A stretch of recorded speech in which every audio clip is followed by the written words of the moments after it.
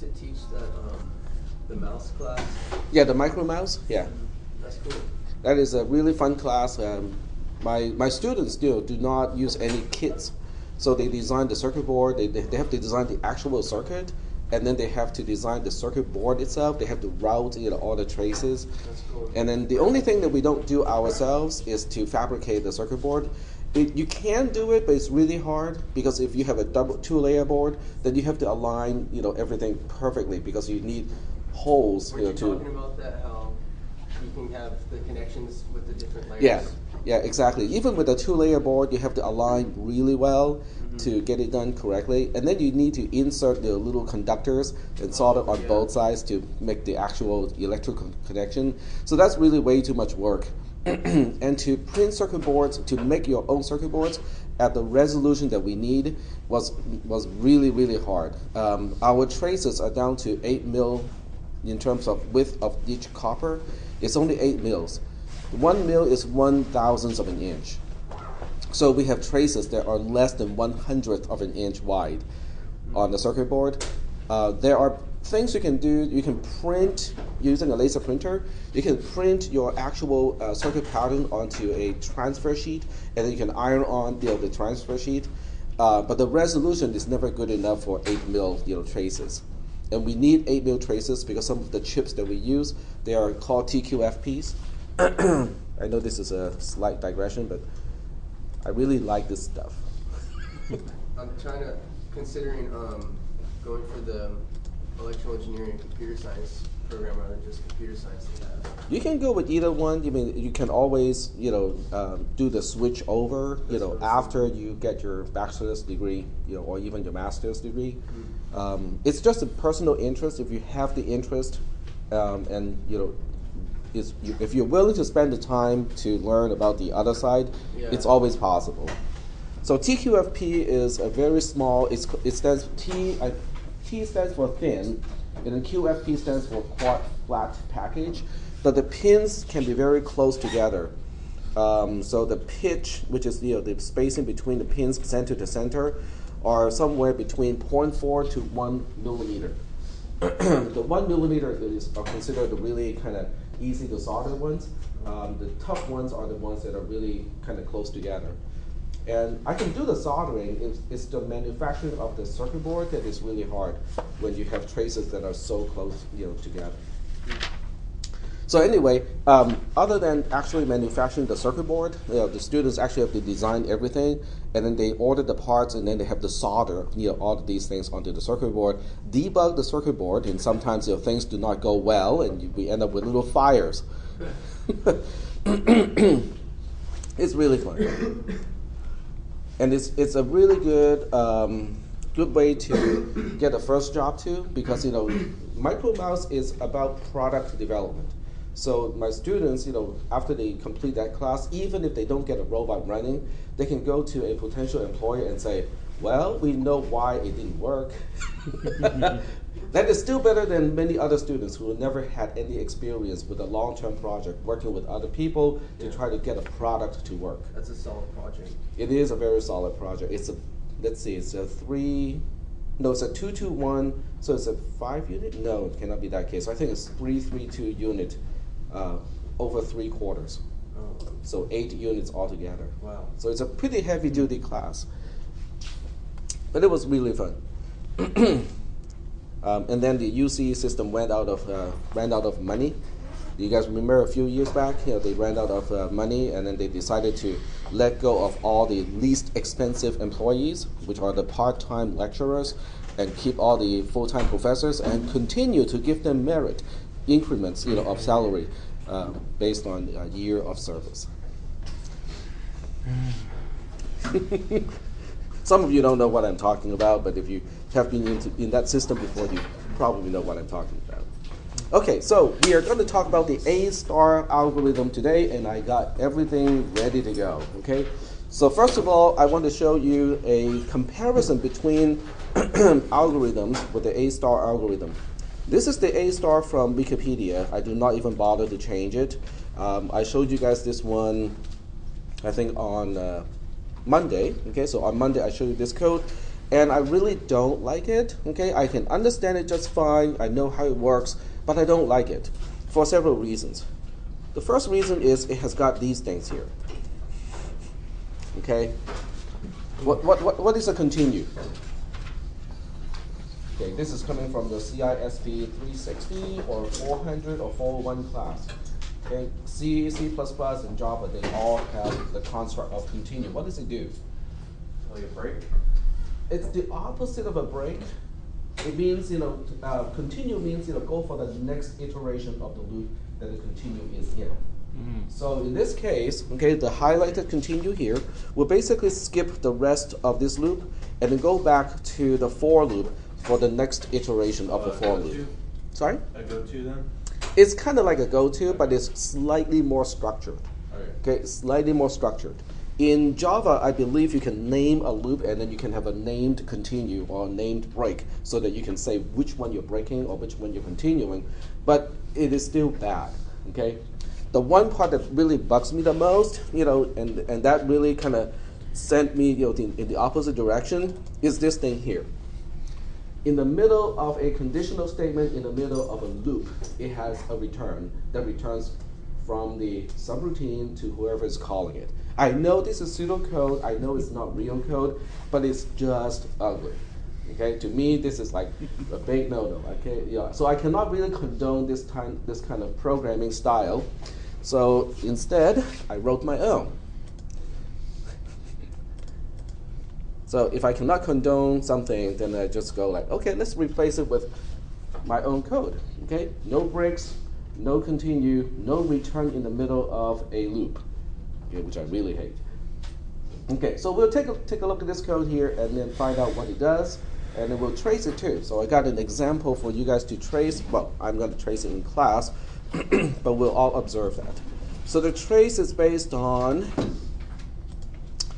this is an example of a maze, but I'm not going to open this file. I will open this one instead. Okay, so it looks like it's just a regular file, but this is a SVG file, which stands for Scalable Vector Graphics. So what I will do here is I'm going to save the file, which is not actually an image file. It is a SVG or Scalable Vector Graphics file. I'm going to save it into my downloads folder. Okay, there we go. I use Inkscape, which is an open source program available in Windows as well. So if you want to kind of do this kind of thing at home, you can definitely do it. So I'll go to my downloads folder, go to my solve maze SVG file, and open it. And you might say, well, okay, what is the big deal? I mean, we are still looking at exactly the same thing. Well, this is an editor. It's kind of like OpenOffice or LibreOffice Draw. I can now draw stuff on this paper or quote unquote document. Bezier curve. So I can say, let's go from. Oh, let me do that. What did I do wrong? Okay, I cannot do anything in this document. Oh, I know why. Because I use layers. Okay, there we go. So I use layers to help control so that I don't accidentally modify stuff that I'm not supposed to. So I use the background image. I use the maze itself as a background image, and I've created a new annotation layer. So once I select the annotation layer, then I can actually do whatever I need to do. So I can draw lines like this, and so on. So this way, I can. Well, this is Bezier curve, so which is not what I need. But basically, this is how I'm going to teach this class today, so I don't need to use a document camera. The problem with the document camera is because of the angle of the camera, my pen and my hand, gets in the way. This doesn't have that problem at all. So, so we'll use this combined with the spreadsheet to kind of trace the algorithm to figure out how it works. Okay. Are there any questions at this point? Okay, no questions. All right. All right, so let's get back to the algorithm itself. I'm not going to take a look at the Wikipedia version. Instead, we'll take a look at just this version here. There are quite a few things that we need to kind of assume and know and define ahead of time. The first one is, V, uppercase V is a set of vertices. We have used this notation, in this class, when we talk about graph theory, so that's nothing new. Uppercase E is the set of all the edges, okay? An edge connects a vertex to another vertex, so that's not new either. And the graph that we're dealing with here is directional, is a digraph. Then we pick one particular vertex, lowercase s, as the source vertex. This is the origin. This is where we start. And unlike the other algorithm, unlike Dijkstra's algorithm, A star requires that you state the destination. Okay, you need to tell the algorithm where you want to end up at. Okay, so that's one difference between those two algorithms. Okay, because with Dijkstra, you find the shortest path from the origin to every other vertex. Okay, well, including itself. So you find the shortest path to every single vertex. But in the A star algorithm, you have to state what is your intended destination, because, well, it will be clear why that is needed. Okay, it will be pretty clear. Big O's, in this case stands for the open set. Every vertex in the open set is just recently, quote unquote, recently updated, and as a result, the neighbors of each vertex in the open set is open to be modified as well. Okay, so these are things that we are working with right now. Okay, we'll take a closer look at the open set. Yep. So for the vertices and edges, are they going to be on the line that you were making, or the walls? I'll translate this into that picture in just a little bit. Okay, that's a good question. It is a good question. Lowercase p is quote unquote the previous function. I just decided I don't want to type prev the whole time, so I'm just using p as the previous function. In other words, pv, okay, p in v in parentheses, is the previous vertex of v, in the solution, in the shortest path. So it serves exactly the same purpose as prev in Dijkstra's algorithm. It's just that I decided not to type the entire thing. And I put function in double quotes, okay, right here, because p is not really a function. The domain of p is supposed to be all the vertices, but p starts off as an empty set, okay, so it's not an actual function. So I'm not going to call this an actual function in this case. G of v is the actual distance of the shortest path discovered at this point to a vertex v from S. Okay, so from S to V, that part is kind of implicit. It's from S.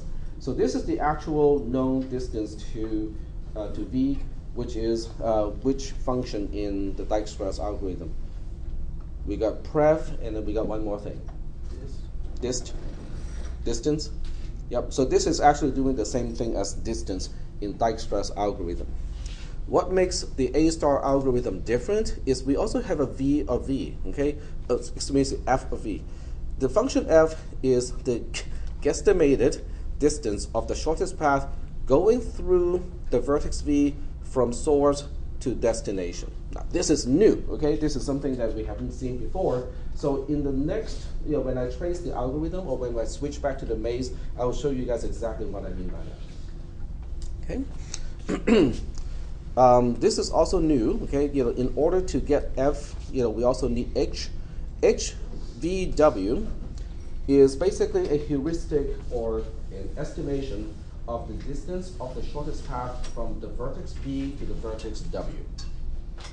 Okay, it's just an estimate. Okay, it's not the actual the distance of the shortest path is just an estimate. The only restriction we use in this particular algorithm is it has to be admissible. The word admissible actually has a specific meaning. It basically means the heuristic function itself has to be an underestimate of the actual distance of the shortest path. Okay, it cannot exceed the actual distance of the shortest path, but it can be zero. If you want to have a very simple heuristic function that works with A star algorithm, just make the heuristic function always return 0. That will work. Are we doing okay so far with those terms? Okay, admissible simply means underestimating. That's all it's saying. Monotonic, on the other hand, is not assumed. So since it's not assumed, we don't really have to define what is monotonic.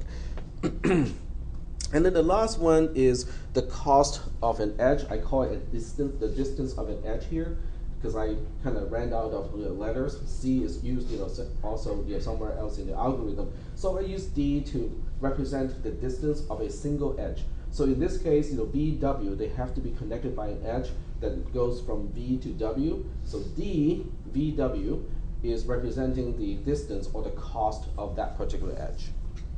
Are we doing okay so far with all this stuff? Okay, all right. So now we have the function A star. Okay, so the entire A star algorithm is basically a function. It takes a whole bunch of parameters. It takes S, which is the starting point, as a parameter. It is a vertex. It takes X as a parameter, which is our destination. I choose X because D is used already.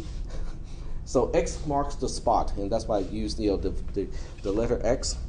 It has a set of vertices, and both S and X, they should be elements of the set of all the vertices. A set of all the edges, E. A heuristic function, which takes a vertex and another vertex as parameters, and also the distance of an edge, it is D, which also takes two vertices as parameters. Okay, so that's just stating the input into the algorithm. So I'll just kind of go ahead and explain what each line of the algorithm is doing, and then we'll go ahead and do a trace. This line here is an assignment statement. Instead of using the equal symbol, which is awfully confusing, I'm using the left arrow symbol to indicate this is an assignment operation. In other words, I am changing, I'm updating, I'm overwriting uppercase O as a set to just a set consisting of the starting vertex itself. So forget what it used to be, okay? We're tossing away everything that it used to be, and now it is just a set of a single element, which is the starting vertex. Is that okay? Why do you think I do not use an equal symbol like most programming languages, which I consider supremely confusing? What do you use an equal symbol for in a math class, since we were talking about math a little bit earlier? The difference between assignment and equivalency. Exactly. Okay, so in a math class, a equal symbol is when either stating or asking the question, are these two things the same or not? Right? But in a computer science class in C and C++, a single equal symbol is not asking. It is simply saying use the right-hand side to update the left-hand side. So using a left arrow to indicate assignment to me is more clear. Okay, it avoids the confusion. So using the same notation, I use an empty set to initialize P, and that's why it is not a function. Okay, it doesn't have anything in it, even though the domain is not empty to begin with. G, on the other hand, is really a function. So we want to take a look at G as a function. What does it have? So G basically has a whole bunch of two tuples. Remember, a function is basically a set of two tuples. In this case, G is mapping a particular vertex to a number. So we start with infinity.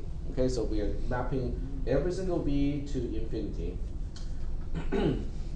except for one. Except for the vertex S itself. S itself is mapped to 0.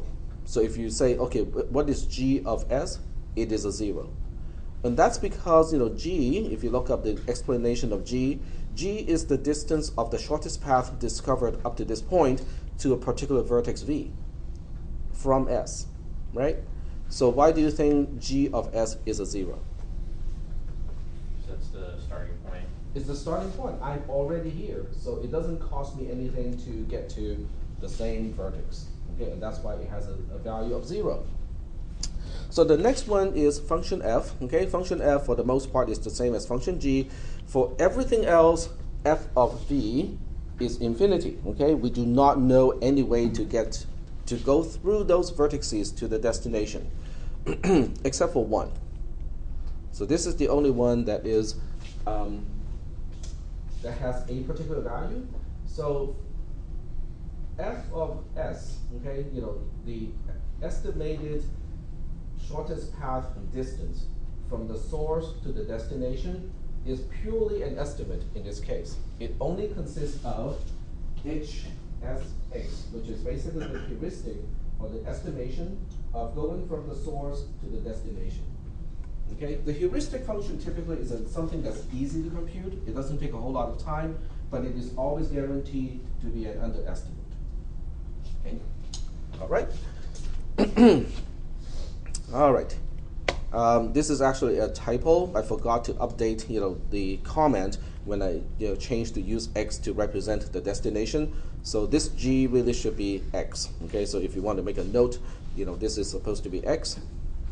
And the rest of the algorithm looks a little bit like the Dijkstra's algorithm, except this one is a little bit nastier. As long as the open set is non-empty, we do the following. So we keep looping the outer loop as long as big O is not empty. And then what we do is this is basically the same thing as picking a particular element in O, where the estimated shortest path from S to X through C is the shortest. Is that okay? So this is not quite the same as the Dijkstra's algorithm, because in the Dijkstra's algorithm, we would have used the function G to select which element to choose in the set that we have to deal with. In this case, we have to use F instead of G as the criterion to choose which one that we are picking from. Okay. So when we get back to the picture, I'll show you guys what it means to have what is an estimate. Okay. So inside the big loop here, we say, okay, once we have picked this particular vertex C. Oh, I forgot one thing. I forgot to take it out of the open set here. So let me change that first, because when I was making changes, I deleted one line too many. So let me change that.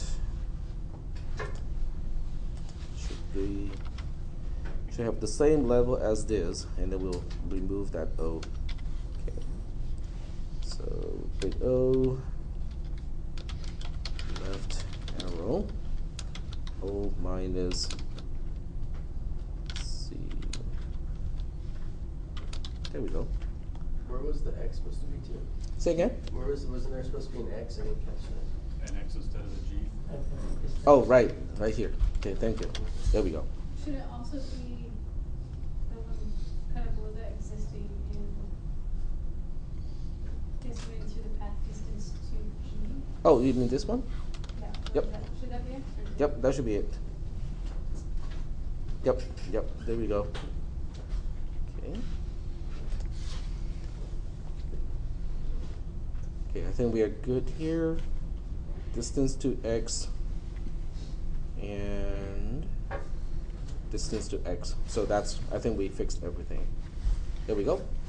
Okay, so we have to first remove, the vertex C, the one that has the smallest estimated, the shortest estimated distance on the shortest path from S through C to X. Okay, so we remove this C from the open set because we think, okay, maybe we don't need to see this again or reevaluate it again.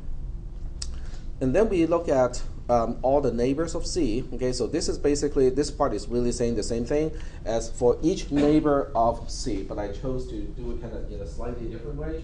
So I say for each neighbor n, that is an element of B such that Cn, the edge Cn is present, which is basically saying the same thing as n is a neighbor of C. Is that okay? Just a slightly different way of calling it. So if you want to, you can just say for each neighbor n of C. Okay, that would mean exactly the same thing. So what do we do for each neighbor? Okay, we come up with a certain distance. Okay, so this is the same thing as the other variable in Dijkstra's algorithm. I cannot remember which variable name we chose when we worked with Dijkstra's algorithm, but we had a number, to what was it? I think it was like alternate or something. Alternate, yeah, alt, A-L-T, alt.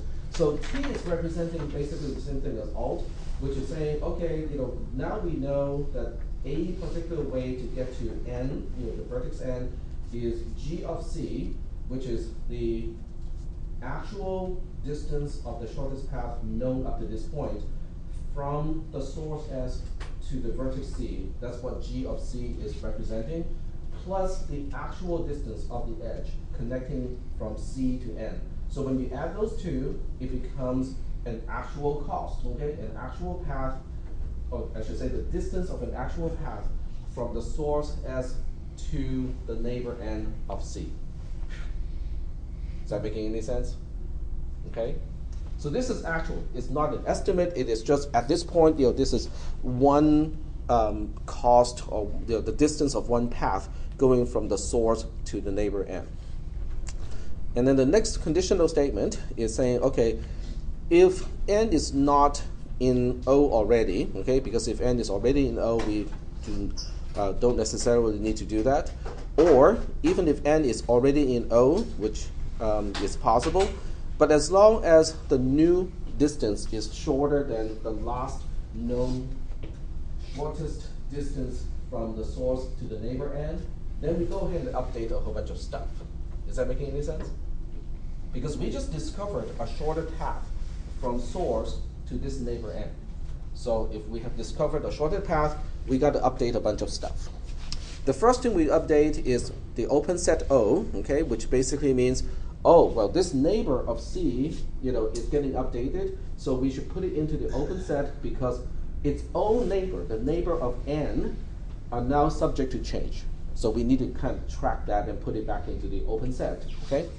And then the other things, those three other things that we are tracking are really just updating the functions. Okay, we have to remember, oh, by the way, the shorter way or the shortest way known up to this point to go from the source to this neighbor N is going through the vertex C. Okay, is that okay so far? Kind of? Okay. When we trace it, hopefully it will be more clear. G of N is updated to T because T, after all, is the actual known shortest distance at this point going from source to this neighbor N of C. Okay. And then the last one is to update the guesstimated distance through N to the destination G. So we are now saying, okay, since we already know how much it will cost from source to N, from S to N, we just have to now estimate how much it will cost from N to G, and that becomes the estimated cost to go from source through N to G. And of course this G is, once again, should be X. So we'll go ahead and fix that first. Because G is already used here, so I had to change the variable name. So let me go change this one more time. Hopefully this is the last time. Okay, change this G to an X, and I think that should be it. And I'm going to add one more thing to the comments. Okay, guesstimated. Okay, actual path distance from S to. I just want to make it clear.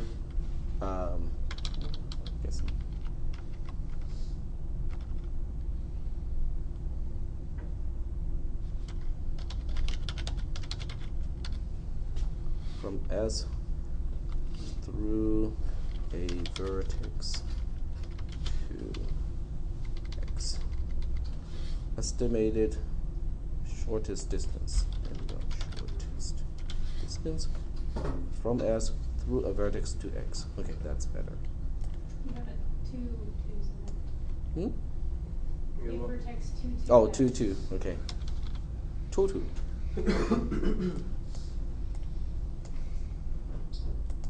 Okay, there we go. All right, so now that we have the algorithm pretty much done, let's use an example, okay? So the example that I want to use is in this picture, and I am going to make this a little bit smaller, okay, because I need some more space, for a spreadsheet, and it doesn't want to get any smaller.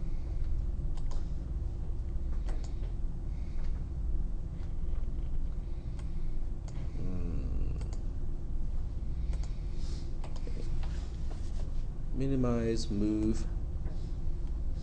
Okay. Oh, that's one way to force it to. Oh, it still doesn't want to There we go. And we can always shrink this one a little bit. There we go. And if I don't need this side, I can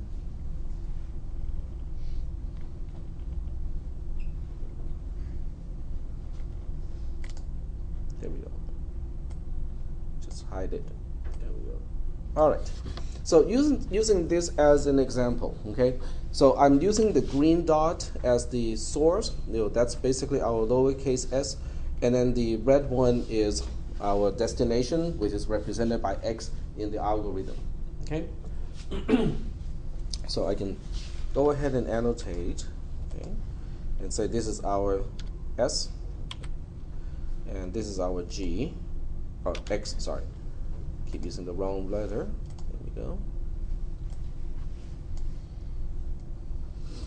Okay, so we have our source, we have our x. One is where we start, one is where we end. Okay, so in the case of a maze like this, unless your robot can go diagonal, and some can, let's not use the diagonal line. So we just have to count the number of cells to get to a particular place. In other words, if you look at one particular path, I'm just going to use my pencil here to draw that path. So if I look at this particular path here, that path is going to have a distance of 1, 2, 3, 4, 5, 6, 7, 8. Is that okay? Does everybody understand how I'm counting the distance of a particular path? I'm not taking into consideration the amount of time to make a turn. It's just the linear travel distance. Is that okay or not? Okay, let me pick another example. Okay, so delete this one. So let's pick another path here. Okay, 1, 2, 3, 4, 5, 6.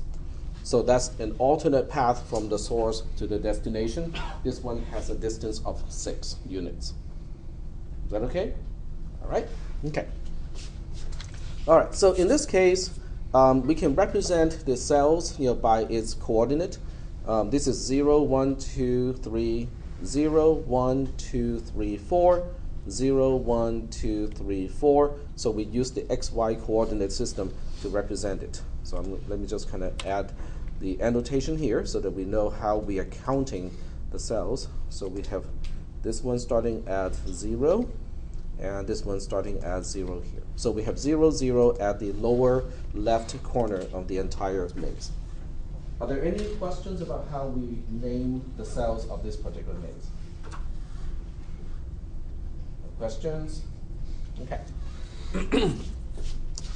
So now I'm going to move this one to one side, and I'm going to use the Google document of this class. Okay, let me see if I can still find a link to it. Yep, well, it's a lot of stuff. So we go to cisp440, shared, and we'll make a new document. It's going to be a spreadsheet.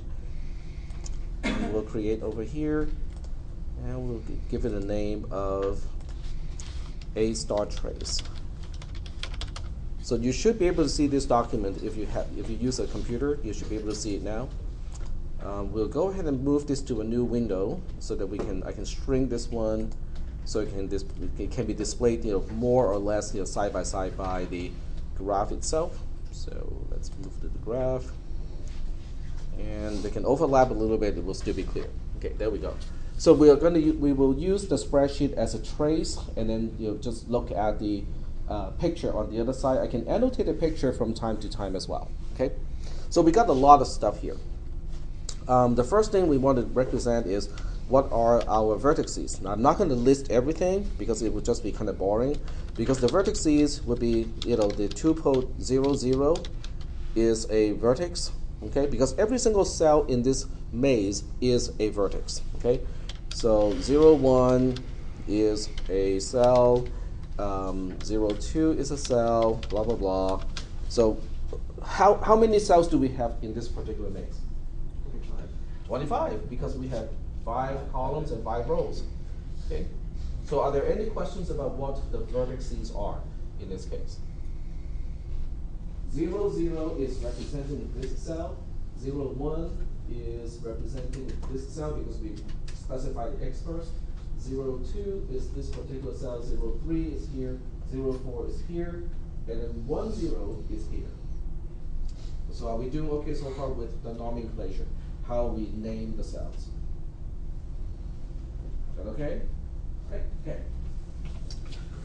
Yep, go ahead. To be clear, each cell is a vertex. Each cell is a vertex, correct. Okay, so let's take a look at the edges. Okay, so edges need to be a little bit more careful because we need to make sure that there really is not a wall between two vertices in order for an edge to exist. Okay, so in this case, let's check out what the source is connected to. The source is at 1 and then 0, 1, 2, 3. So 1, 3 is the source itself. Okay, but each vertex or each edge is a two-tuple connecting a vertex to another vertex. So in this case, I have to use nested tuples because 1, 3 is representing a cell, right? So we now have to say, okay, but which other cell is it connected to? Because an edge is between those two cells. Well, the one to the north is connected, right? So we have that cell being 1, 4. That represents one single edge. Okay, let's pick out another edge here. The one to the south is accessible as well. 1, 3. The one to the west is also available. So that would be 0, 3. And those are the edges connecting the vertex S to its neighbors. Now each vertex can only have up to 4 neighbors because this robot can only either go north, west, south, north, east, south, west. It cannot go diagonal. So it can only have up to 4 neighbors, even if there are no walls available. Is that making any sense? Okay. So now we can move on to the next one, which is going to be, this is going to be very tedious, okay? As you can probably imagine, this is very, very tedious. So I just use ... here. I just want to give you an example of how an edge is represented in this case. Okay, what about the heuristics? Okay, the heuristic is going to be the one that is the most interesting. So if I want to use a heuristic, it is basically asking what is the underestimate between two vertices. So I have to give you 2 vertices to speak of. Let's try to specify the heuristic function between the source and the destination. Okay, the source itself is 1, 3. The destination is 2, 2. Okay, so that is representing the edge. Okay. I'm just trying to figure out how to represent it. Do you guys want to use a function representation or do you want to use a set representation? Your pick. Function representation is a little bit cleaner, huh? Okay, so we're just using a function representation. So I'm really just counting how many cells horizontally is the other cell away and how many cells is it away vertically. So what do you think is going to be the underestimate of the distance between the source and the destination X in this case? 2. 2. Exactly. Because if the walls did not exist, okay, the shortest path that is actually possible is to go across one cell and then go down one cell. So it has a distance of 2. Okay. Yes, and there's alternate path, but it has the same distance. You can go down by 1 and then go across by 1, but nonetheless, the actual underestimated distance is only 2. That's just an example of how we calculate the heuristics in this case. Are there any questions about how I'm mapping the maze solving problem into the graph search algorithm? Questions? No questions? Okay. Yep. Go ahead. So, is it pretty much always a straight line, the heuristic? Yes, because most micro mouse robots can only go on straight lines, And I'm not even counting the turns because it's that would just kind of add to the complexity. So I'm not adding turns into this whole thing. So we are just saying, okay, you can go horizontal by one cell or go vertical by one cell. That's how you can make your moves. Okay. Questions? Well, since we are on this topic, one year, one team actually tried to make a Borg cube robot. It looked like a Borg cube. Okay, for those of you who watched Star Trek: The Next Generation, do you remember what is a Borg cube? Okay, gotta show you the picture. I think you guys need a little bit of Some history. yes. Borg cube. So this is a toy you can buy. Oh, it lights up too. Even cool. Okay. So a Borg cube it really looked like a Borg cube because they have circuit boards on the outside. So the circuit board combined with the actual cubicle design made it look like an actual Borg cube. But the interesting part about that robot is it has got two sets of wheels. It has got one set to go horizontal, and then it's got another set to go vertical. So that one actually does not turn. Okay, it has no mechanism of making turns. It just used the alternate sets of wheels to go vertical or horizontal. It was a very dismal failure in terms of engineering because no robot can actually travel perfectly. So at some point it will start to skew and it will not align anymore and has no mechanism to correct itself. I try to warn them. But that's just a little historical thing. Okay, so getting back to here. And also the spreadsheet. There we go. All right, so we know what a heuristic is. We know where the edges are. And all that is left to do is to define the distance between the distance of edges. So I'll just go ahead and define one of them. Okay, so D13 is one vertex, 14 is one vertex. They are all ones. Okay, so that's an easy thing to do. This is based on the simplistic assumption that the robot cannot accelerate and go like 3 or 4 cells at a higher speed. Okay, which is actually, this is not realistic. Okay, most mouse robots can accelerate to the highest speed. If it knows that it has to go for 4 cell, it can use 1 cell's distance to accelerate to the top speed, and then use another cell distance to decelerate back to 0. So as a result, the amount of time it takes to go across 4 cells is not 4 times the amount of time to go over 1 cell. Okay, but I'm not making that assumption. I'm just saying that, okay, we can only go from 1 cell to the next cell. We cannot go for more than 1 cell. Because that would just kind of make this whole thing kind of more complicated. Okay, so are there any questions about these definitions? These are only examples. They're not exhaustive. They're just examples of how we define the heuristic, how we define the distance of edges, how we represent the vertices, how we represent the edges, and so on. Are we still doing okay so far? Yep, go ahead. Since we have S and H, are we going to define F? F will be defined, when we work on the algorithm. Okay, very good. Okay, so let's go ahead and get started with the algorithm. And this is going to be a little bit. I can only show you, like a few iterations because it's going to be very tedious to track everything, in this particular spreadsheet. So we'll go ahead and get started with everything. And do you guys remember how we're supposed to initialize the function g and the function f?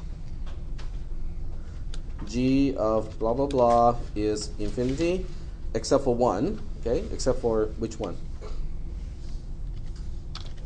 G of S is known to be 0, okay? That makes sense because it doesn't cost me anything to go to the starting point, and G is representing the distance of the known shortest path to that particular vertex, okay? The distance of the shortest path known up to this point to the source is 0, okay, because we are already at the source. So the other one is f, okay, so f of all the other stuff is infinity, except for f of s is the estimate. We just worked on this a little bit earlier. What was it? Well, we worked on the heuristic. We didn't work on really the f of s. But f of s is basically h of s to x, which we have already computed here. Is 2, exactly. Okay? Are there any questions about this part? And what about the open set? What is in the open set at this point? So big O, which is a set, has which element? We only put one single element in the open set to begin with. Yep, exactly. The source itself is in that particular set. Okay, so this is what it looks like when we start with this algorithm. P itself is empty. Okay, so let me just add one more thing here. P is an empty set because we do not have any backtracking edges yet. So P is empty at this point. Okay, so this is all representing the beginning state of the algorithm before we get into the while loop. Is that okay so far? And you can also see how f of s is a gross underestimate of the actual shortest path. Okay, because I worked out the shortest path already. The actual shortest path is this one. Okay, because it has got 1, 2, 3, 4, 5, 6, and the alternate path has a distance of 8. So this is the actual shortest path. But we'll find out, how the algorithm will find that is the shortest path. Okay, so in the first iteration, the sequence of things that will happen is we have to find the one element in the set O, okay, that has the shortest f value. Well, since we only have one single element in O, that makes it a pretty easy thing to do, right? Okay, so we know that C is going to be the cell that we are starting at, which is 1, 3, okay?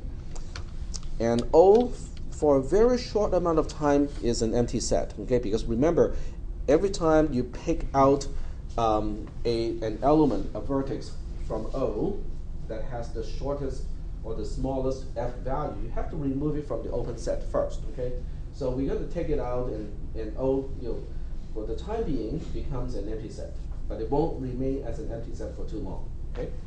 So getting back to the algorithm, let me switch back to the algorithm page, just so that we can kind of track, where we are in the execution of that pseudocode.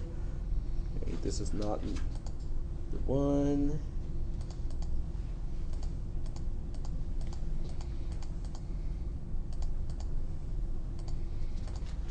Okay, this is the one that we are trying to track here. So at this point, we have chosen what C, which is the one that has the smallest, f value. We have already subtracted, the set of C from O, and now it's time to evaluate all the neighbors of C. Okay, so we are evaluating all the neighbors of C. What neighbors do we have in this case? Let me switch back to this diagram and switch back to the spreadsheet.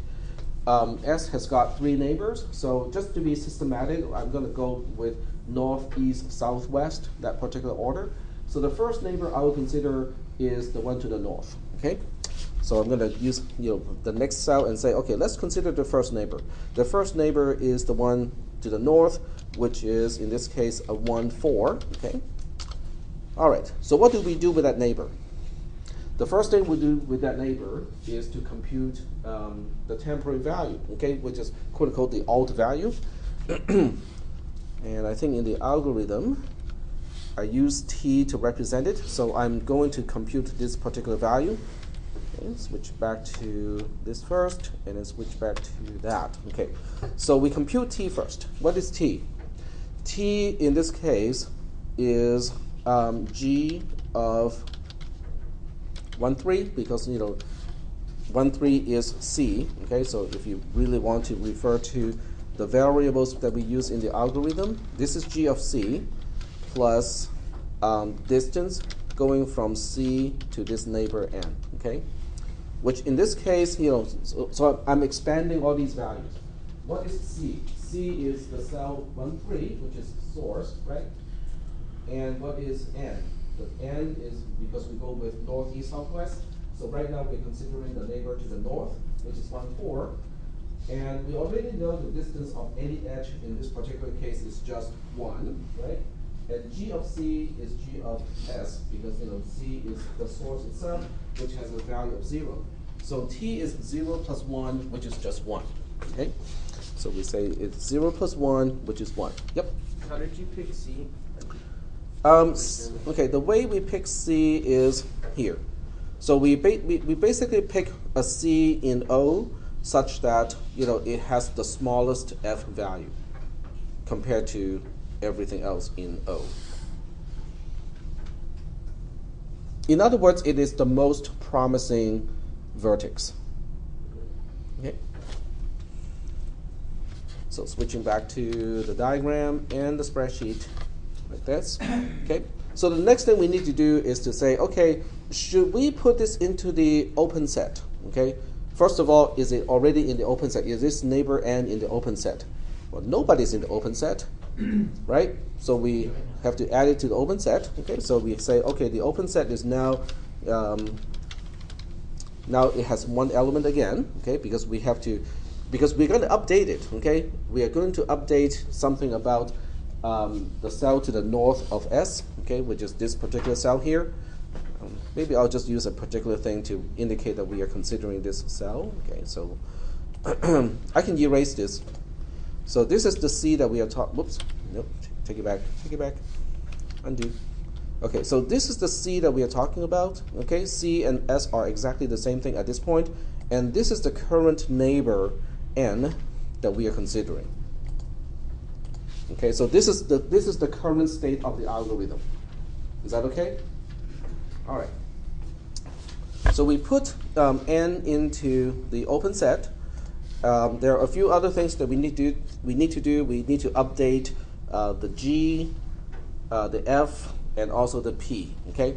So we have to say P of this particular cell, P of n, is C. Okay. In other words, if I need to backtrack, how we can get here using the shortest path, we are going to N, which is the cell to the north of source, using the source itself. Okay.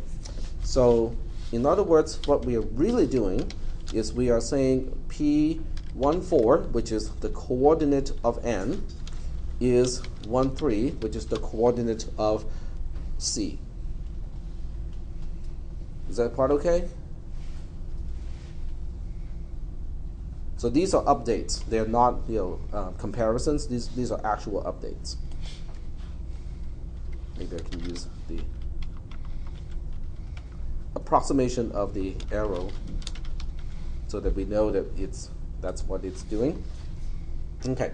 So we need to update P. We also need to update G. What is G of n? G of n is G of 14, which is T, and T is what? T is 1, okay, so we got that, okay.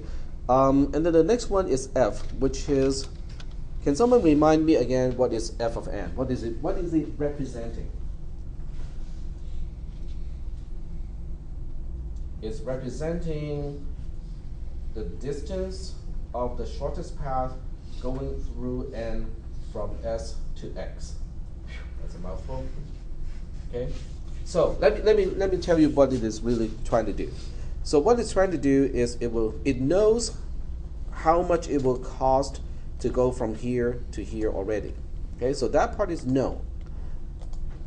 Is that okay?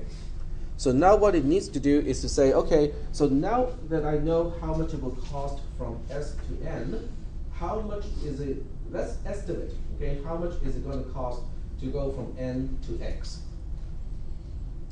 Well, using our simplistic model as the heuristic, we say, oh, we just have to move over by 1 to the east and then move twice to the south.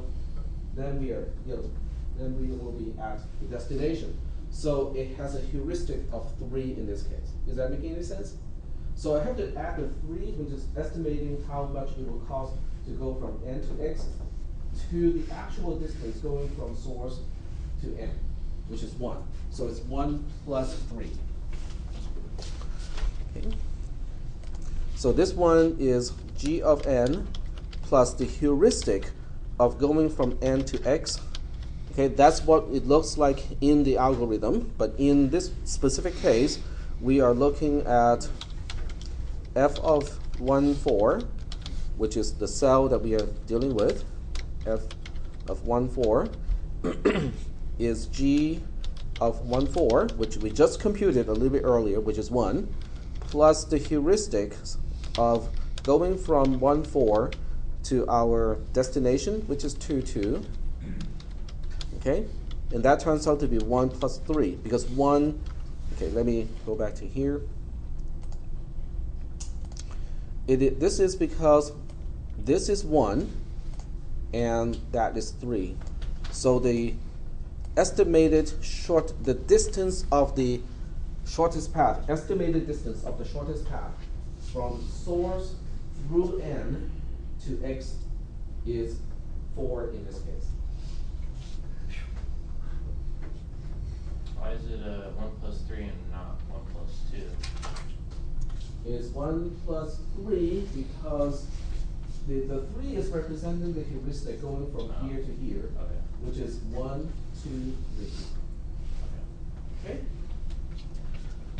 So it might be helpful that we use a slightly different way of representing stuff, so we can actually go.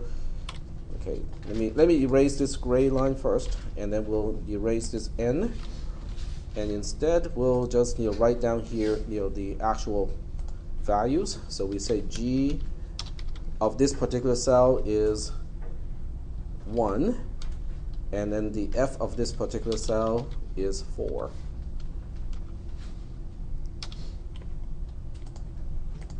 Okay, is that working or not? Okay, that works. This makes it easier to kind of graphically visualize, how we update the values. Okay. F is 4 because it's 1 plus 3 right here. Okay. All right, but this is not the only neighbor, is it? So now we have to consider the other neighbors of C. Okay, so we kind of move on to the south because the one to the east is not accessible. There's no edge connecting from here to here. So the next one we want to consider is down here. So my n, which is representing the neighbor of C, is now down here. Okay. So with that n, let's go ahead and check out how things will change. So n in this case is 1, 2, which is the coordinate of this particular neighbor. So we have to first compute the t, which is, once again, it is g of c, because c is still at the center. We're considering the neighbors of c, plus dcn, the distance of the edge between c and n. And that turns out to be just 0 plus 1, just like the other one, because g of c is 0, and then the distance of any edge in this particular problem is always 1, so t is 1. So now we have to update O by including this one extra vertex. So 1, 4 is still there. We are not erasing what is already here. We have to add 1, 2 to the open set. Okay? Is that okay? So we are not overwriting the set, like just use the new element and overwrite the entire thing. We are adding the new element to the set. Okay, so the next thing we need to do is to keep track of the n. Okay, so we have to say, okay, how did we get here? And in reality, we are saying that in order to get to 1, 2, using the known shortest path up to this point, we have to go through the vertex 1, 3. Okay, just like that. Just like before, okay, this part there's no change. And then g of n, which is representing the distance, the actual distance of the shortest path known up to this point from source to this n, is 1. Okay, so g of n is g of 1, 4, 1, 2 in this case, and that is t, which is 1. And then we have to compute and update f as well. So this time f is a little bit different. Okay, so we have to find out what is g of n, which is something that we just computed, plus the heuristic going from n, which is the neighbor that we are considering right now, to the destination x. So that turns out to be f12, right, equals to g12 plus the heuristic of going from 1, 2 to 2, 2. And what would that be? It's right across. It's just 1. So the heuristic is really just 1, even though we can see visually it's not really quite 1, but it only has to be an underestimate. Okay, it is just an underestimate to guide us, through this process. So that would become basically 1 plus 1, which is 2. Okay. Are we still doing okay so far with this? Okay, we got one more neighbor to consider. Okay, the next neighbor to consider is the one to the west. So that neighbor is also known as 0, 3. Okay, so now that we are considering that neighbor, let's figure out the t. T is not really that exciting because it is really kind of the same thing, which is 0 plus 1, which is 1. So now we have to add it to the open set because this particular vertex is not in the open set.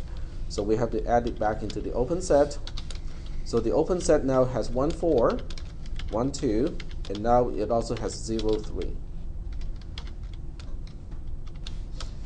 And then after that, we have to update the P, the G, and the F of this particular vertex. The P is the easy one because we are just tracking, how we get here in the first place. So P of 0, 3 is just 1, 3. Okay, we can get here from the cell 1, 3. G of n is still also easy because that is G of 0, 3, which is T, which is 1. Okay. What about F? Okay, because remember, we don't use G to select a particular cell in the open set anymore. We use F as a selection criterion. So in this case, F is the most important one. So F of n is G of n plus the heuristic or the guesstimation going from n to x. Okay, that's the definition of the F value of a particular cell. And in this specific case, we have F of 0, 3 being G of 0, 3 plus the heuristic going from 0, 3 to the cell 2, 2. And what would that be? What would be the heuristic? We are considering this cell at this point. I should have moved the n. Okay, let me move the n here because it's not. This is not reflecting what we are dealing with. Okay, that's the n that we are dealing with. So what is the heuristic going from n to x? It's going to be 3, exactly. Okay, because we have to go across. We have to go east by 2 cells and then go south by 1 cell. Okay, so it's 2 plus 1, which is 3. So now we go back to the spreadsheet and basically say it is 1 plus 3, which is 4. Okay. And let me go ahead and update all of these things here in the graph itself. So n is no longer needed because we are done with the for each loop. So we just have to kind of state what is the G over here. And I can use a slightly smaller font just so that it's not as, doesn't take up as much space. So G, oops, like that. Oh, okay, I think I have a problem with the layer again. So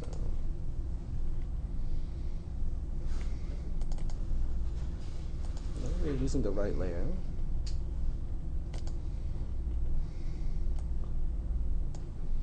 Oh, there we go. I forgot to click it. There we go. Okay, so the G of this one is also 1, but the F of this one is only 2. And then the G of this guy is also 1, and then the F of this guy is 4. So let's just focus on this part for now and see if it makes any sense, okay?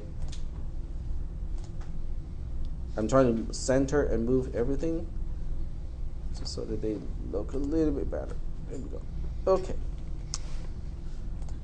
And let's zoom into just that portion. There we go. Okay, is that making any sense?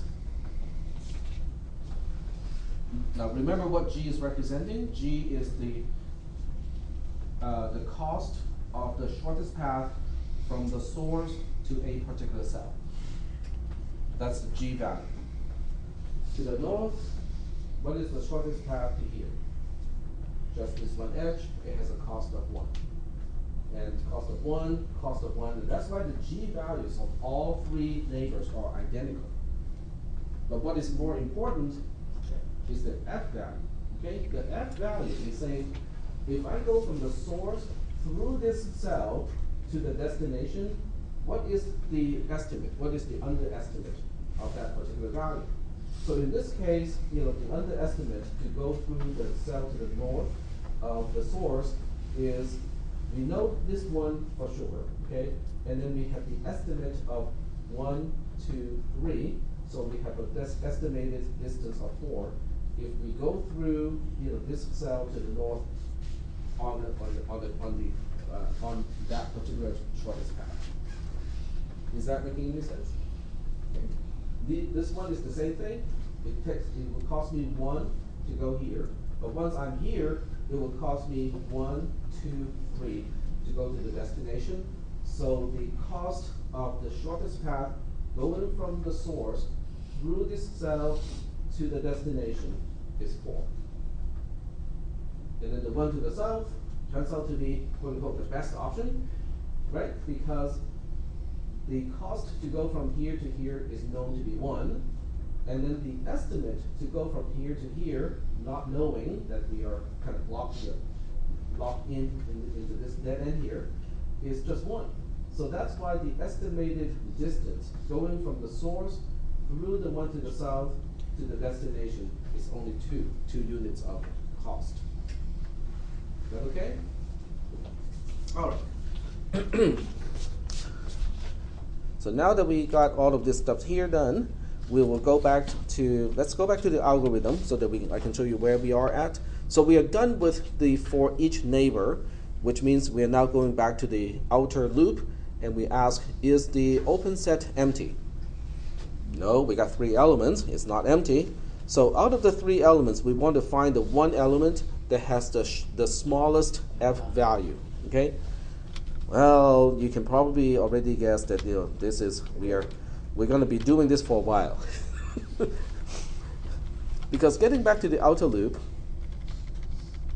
okay, the open set is no longer empty. The open set is now, it has 3 elements. Okay, so I just want to emphasize it has 3 elements at this point. And which cell should I pick this time? Yep. So 1, 2 is what I want to pick out.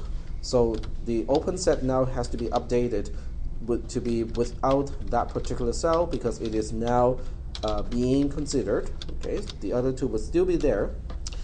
And then what we need to do now is to say, okay, let's look at all the neighbors of this particular cell, which is 1, 2.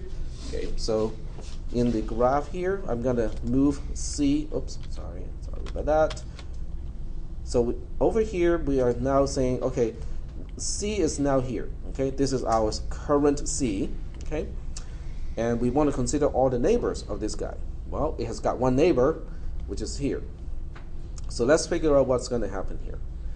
So we'll go ahead and specify this is our N at this point. Okay. So we say our neighbor N, there's only 1, okay, and it is 1, 3, which turns out to be source, okay. So the biggest question is, are we going to get into an infinite loop because it's just going to bounce between these 2 cells? The answer is nope. It's not going to bounce like that. So the reason why it's not going to bounce like that, let's find out why it's not going to bounce. Okay. So the first thing we want to do is to remove 1, 3 from the open set, but it's not in the open set to begin with. Okay. So the open set is actually not updated in this process because it is not. Nope, we never update a neighbor. Never mind that. Okay. We can potentially add it, but we are not going to add it yet because we first have to compute the t value. So let's go ahead and compute the t value. The t value by definition is what? The t value is adding the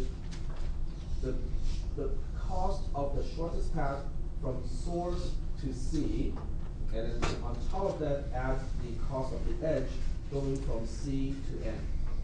Okay, let me just write it out so that this way it's clear what we're dealing with. So T is G of C. Okay, C is the cell that is the center of attention, plus the edge, or the cost of the edge going from C to N. That is how we compute the T. So in this case, our C is 1, 2, which is this guy. What is G, the G value? Well, it's 1, okay? And what is the DCN in this case? The distance between edges are always going to be 1 in this case. So it's 1 plus 1, right? Which is a 2, okay? So now we compare, let's switch back to the algorithm itself. So the comparison that we're dealing with here, or we're evaluating this statement here, okay? Ooh, we have a problem here. Because this will be an issue. Because n is not in the open set, so we will try to add it back into the open set. So I need to tweak the algorithm a little bit because it's already in the open set, but this condition is false. Okay, T is not less than G of n. What is G of n? Let's go back to the graph here. This is n. What is the G value of this guy? I didn't write it here. It's 0 because it is the source. So we have not found a shorter path, and as a result, we should not have to put it back into the open set. So there's a problem with the algorithm because I really should not be adding it back into the open set, because otherwise it would just go back and forth. It will bounce back and forth. It will become an infinite loop. So I have to fix the algorithm, but that's the idea. Okay, the idea is to keep track of all of these values, and so there's a particular problem with this condition here. I don't have a closed set, unlike the Wikipedia page. So in the Wikipedia page, they have a closed set, and using the closed set, they can preclude anything that has been considered before. But the problem with a closed set is it doesn't deal with non-monotonic heuristics, and I don't want to make that assumption in this case. So we have to figure out a different way to do it. So we'll just say that this condition is modified so that in this case it would be false, because this part is false to begin with. This cannot be an end because if you do not have, well, let's see, can it be an end? Nope, cannot be an end.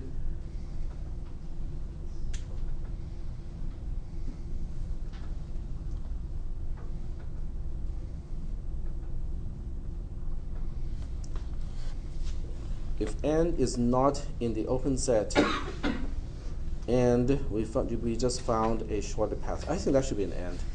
There we go. That will work. So I use an or when I'm supposed to use an and. There we go. That ought to do it. Okay, so I just changed the or to an and, and that should do it, because the and is basically saying if one of the conditions fail, I don't do this. Okay, let's see what does it mean when each condition fails. If this condition fails, it means n is in the open set already, which means it is already going to be interpreted, so it's not a problem. And then the other one is saying t has to be less than g of n. In other words, the new way of getting to n has to be a shorter way to get to n. Well, that's necessary in order to update it. So that seems to make sense to me. I'll double check and make sure. All right, so we are done with this particular cell. Okay, so now when we switch back to the spreadsheet, okay, we are done with this loop here. So we got one cell out of it without putting another cell back into the open set. So the open set, back to the outer loop here, the open set, it now only has two elements, which is 1, 4 and 0, 3. In the open set. So we only have this particular cell and this particular cell in the open set at this point. And they both have a value of 4. So I can choose either one. It doesn't really matter which one we choose. So let's say we choose this one. So without going through the algorithm, going through all that stuff, if I choose this one to be my new C because they have an identical value, if this is C, then it has got two neighbors, okay? And this is one of the neighbors. So if that is the neighbor, how are we updating the values, the G and the F value of this particular neighbor? What is the G value of this neighbor? Okay. No, it's not 1. It's 2. Okay, the G value of this is 2 because it is already a 1 here, and it would cost another 1 to get here. From the source? Yeah, from the source. Okay. Yeah, G and F are both from source. Okay. What about the F value? The F value is from source to this, and then estimate how much it will go from here to the destination. So let's check it out. Okay, so it's going to be the 2 plus the heuristic going to x, which is 1, 2, 3, 4. So it's 2 plus 4, which is a 6. Is that okay? Yeah. And then the other neighbor, okay, so let me just move the neighbor from here to here, because that's the other neighbor of this particular C here. So with this particular neighbor, let's try to figure out the G and also the F values. The G value is going to be what? Well, it's going to be 2 because they're both coming from C, so the G value is going to be 2. What about the F value? The F value of this one is going to be the G value plus the estimate to go from here to here, which is 2 plus 2, and this one's going to be a 4.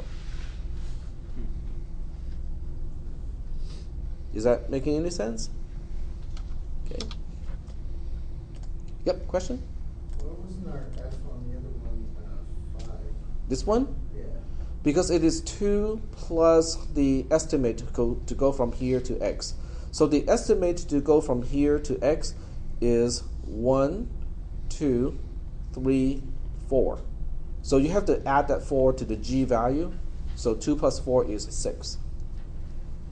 The other way to look at this is to say that, okay, so we know, yep. So the other way to look at this is to say that we know it will take me 2 steps to go here. Okay, that much we know for sure already, right? And then from here, even without any walls, it will take me 1, 2, 3, 4 moves to get to the destination. So when you add up these, it turns out to be 6. And that's the F value. The F value is the cost of the shortest path from source through this particular vertex to the destination. So it has 2 components. One component is the known shortest path to here, and then the second component is the heuristic, which is an estimate to go from here to the destination. Oh, I get it. Okay. I was thinking it was going to be 5, but it's 6 because they would have to double back. Yep. Okay.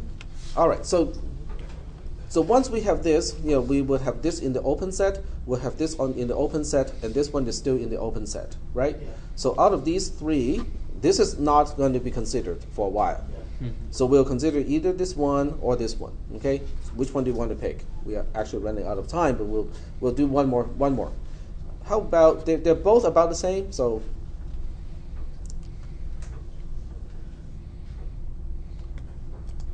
I'll just pick this one, okay? How about this? We pick this one to be our new C. So the neighbor of this guy can be this one, right? Okay, let's see what happens when the neighbor is the one before, okay? Because we want to double check and make sure it doesn't backtrack and bounce between these 2. So if this is C and this is the neighbor, what is the T value? The T value is GC plus the distance plus 1 basically for this entire algorithm. So the G value of C is 2, right? 2 plus 1 is 3. And we compare that to the G value of that cell to begin with. Did we find a shorter path to get back to this cell? Nope. Nope. So we don't update it. We don't put it back into the open set. We do not update it. But when we consider the other neighbor of this particular C, over here, the T value is going to be,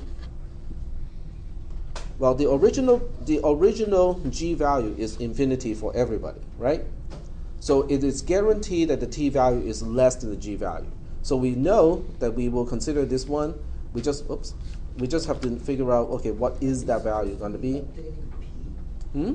Are we supposed to be updating? Yeah, we have to update p too, but in this case, the p value is actually pretty easy to figure out because you just kind of go with. Okay, I'm going to save this document, because we'll continue to work on this on Monday. So the g value of this is going to be 3, which is 1 plus the g value of where we came from. And then the f value of this one is going to be the g value plus the estimate to go to the destination. And what is that going to be? Okay, it's going to be 1, 2, 3, right?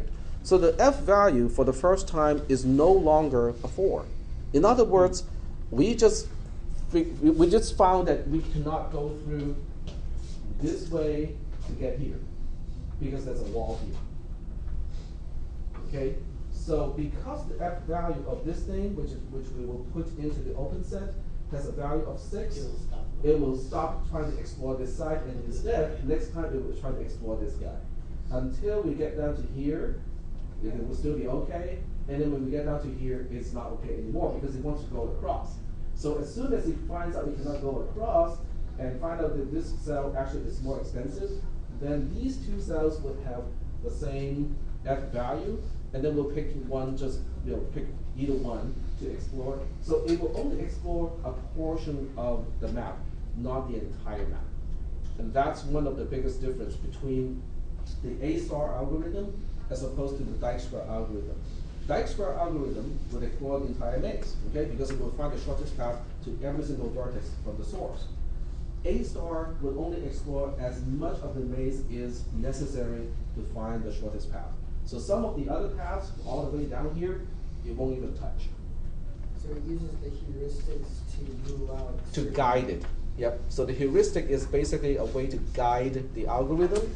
If your heuristic is informed, which means it has nice properties, it will really help to shorten the amount of time to find the shortest path. But you can also have not so helpful heuristic functions that will basically cause things to go back into the open set once in a while, and that will make it go slower. So a lot of the stuff, or the efficiency of the A-star algorithm depends a lot on the heuristic function itself. Okay, so let me make sure that I save this file. Okay, save. And I will continue this on Monday.